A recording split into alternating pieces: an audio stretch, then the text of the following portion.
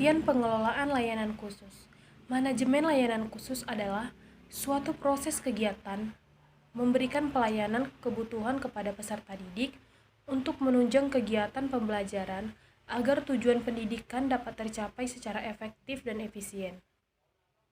Pada hakikatnya, untuk mempermudah penyelenggaraan kegiatan layanan khusus, kepala sekolah dituntut untuk memiliki kemampuan menerapkan pendekatan psikologis dalam pengadministrasian personal. Para petugas kesehatan, pekerja kafetaria, petugas bimbingan, serta personel lainnya harus merasa bahwa mereka merupakan bagian yang penting dari penyelenggaraan sekolah secara keseluruhan. Kepala sekolah harus membantu staf non-edukatif untuk mencapai sikap tersebut dengan memberikan kesempatan berpartisipasi dalam pengambilan keputusan. Yang kedua, tujuan manajemen layanan khusus. Pelayanan khusus atau pelayanan bantuan diselenggarakan di sekolah dengan maksud untuk memperlancar pelaksanaan pengajaran dalam rangka pencapaian tujuan pendidikan.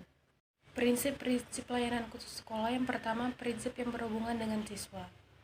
Prinsip-prinsip yang berhubungan dengan siswa dibimbing meliputi yang pertama, pelayanan bimbingan harus diberikan kepada seluruh peserta. Yang kedua, harus ada kriteria untuk mengatur prioritas layanan bimbingan kepada siswa. Untuk itu, diperlukan suatu alat pengukur yang cermat agar dapat dibedakan siswa mana yang harus didahulukan. Yang ketiga, program bimbingan harus dipusatkan kepada siswa. Yang keempat, pelayanan bimbingan harus dapat memenuhi kebutuhan individu yang bersangkutan. Yang kelima, keputusan terakhir dalam proses bimbingan ditentukan oleh individu atau dibimbing pembimbing bertugas membawa siswa untuk menanggulangi masalah dengan berbagai alternatif keputusan, tetapi pengambilan keputusan diserahkan kepada siswa sendiri. Yang keenam itu, individu yang mendapat bimbingan harus dapat berangsur-angsur dapat membimbing dirinya sendiri. Yang kedua itu prinsip-prinsip yang berhubungan dengan pembimbing. Prinsip-prinsip yang berhubungan dengan pembimbing adalah yang pertama itu melakukan tugasnya sesuai dengan kemampuan dan kewajiban masing-masing. Yang kedua, dipilih atas dasar kualifikasi kepribadian, pendidikan, pengalaman, dan kemampuan. Yang ketiga, mendapat kesempatan untuk memperkembangkan diri serta keahliannya melalui berbagai latihan. Yang keempat, mempergunakan informasi yang tersedia mengenai individu yang dibimbing beserta lingkungannya sebagai bahan untuk membuat individu yang bersangkutan ke arah penyesuaian diri yang lebih baik. Yang kelima, menghormati dan menjaga kerahasiaan informasi tentang individu yang dibimbing. Yang keenam, menggunakan berbagai jenis metode dan teknik yang tepat dalam melaksanakan tugasnya. Yang ketujuh, memperhatikan dan mempergunakan hasil penelitian dalam bidang minat kemampuan dan hasil belajar individu untuk kepentingan perkembangan kurikulum sekolah atau madrasah. Yang ketiga ada prinsip yang berhubungan dengan organisasi dan administrasi. Prinsip-prinsip yang berhubungan dengan organisasi dan administrasi bimbingan meliputi yang pertama itu bimbingan harus dilaksanakan secara berkesinambungan. Yang kedua, pelaksanaan bimbingan harus menyediakan kartu pribadi bagi setiap individu siswa. Hal ini sangat diperlukan untuk mencatat data pribadi individu secara sistematik yang dapat digunakan untuk kemajuan individu yang bersangkutan.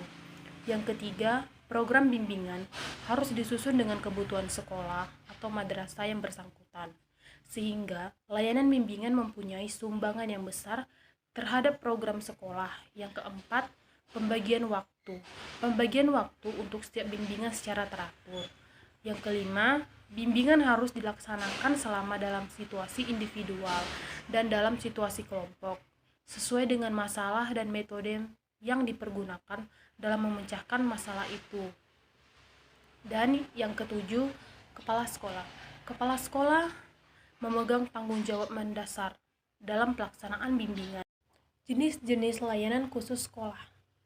Adapun jenis-jenis layanan bimbingan yang sesuai dengan umur anak menurut Lembaga Psikologi Epicentrum adalah yang pertama, layanan untuk anak berupa konseling, pemeriksaan, psikologis, dan terapi.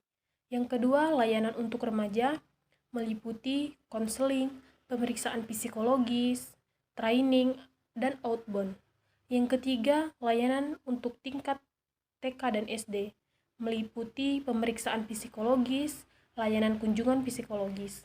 Yang keempat, ada layanan untuk tingkat sekolah menengah meliputi pemeriksaan psikologis, konsultasi, konseling, dan layanan psikologi sekolah.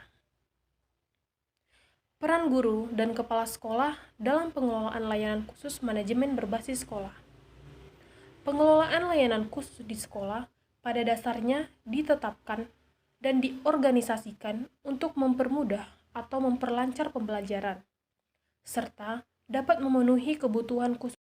Jenis-jenis layanan khusus sekolah. Beberapa bentuk manajemen layanan khusus yang ada di suatu sekolah antara lain, yang pertama ada layanan perpustakaan.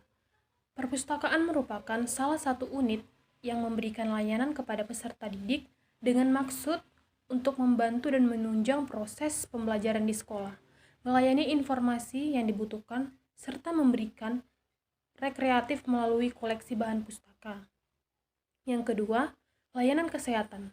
Layanan kesehatan di sekolah biasanya dibentuk sebuah wadah bernama Usaha Kesehatan Sekolah atau yang disebut dengan UKS. Yang ketiga, layanan asrama. Layanan ini ditujukan bagi para peserta didik yang jauh dari orang tuanya, khususnya peserta didik jenjang pendidikan menengah dan pendidikan tinggi. Yang keempat, layanan bimbingan dan konseling. Layanan bimbingan dan konseling ini adalah proses bantuan yang diberikan kepada siswa dengan memperhatikan kemungkinan dan kenyataan tentang adanya kesulitan yang dihadapi dalam rangka perkembangan yang optimal. Kemudian yang kelima, layanan kafetaria. Layanan kafetaria adalah layanan makanan dan minuman yang dibutuhkan oleh peserta didik di sela-sela mengikuti kegiatan belajar mengajar di sekolah, sesuai dengan daya jangkau peserta didik. Yang keenam, layanan laboratorium. Laboratorium adalah tempat tertutup ataupun terbuka yang dipergunakan untuk melakukan penyelidikan, percobaan, pengujian, dan pengembangan. Yang ketujuh, ada layanan koperasi. Layanan koperasi bertujuan untuk mendidik para peserta didik agar berwirausaha. Yang kedelapan itu layanan keamanan. Layanan keamanan itu adalah layanan yang dapat memberikan rasa aman kepada siswa selama belajar di sekolah. Misalnya, penjagaan oleh satpam di sekolah.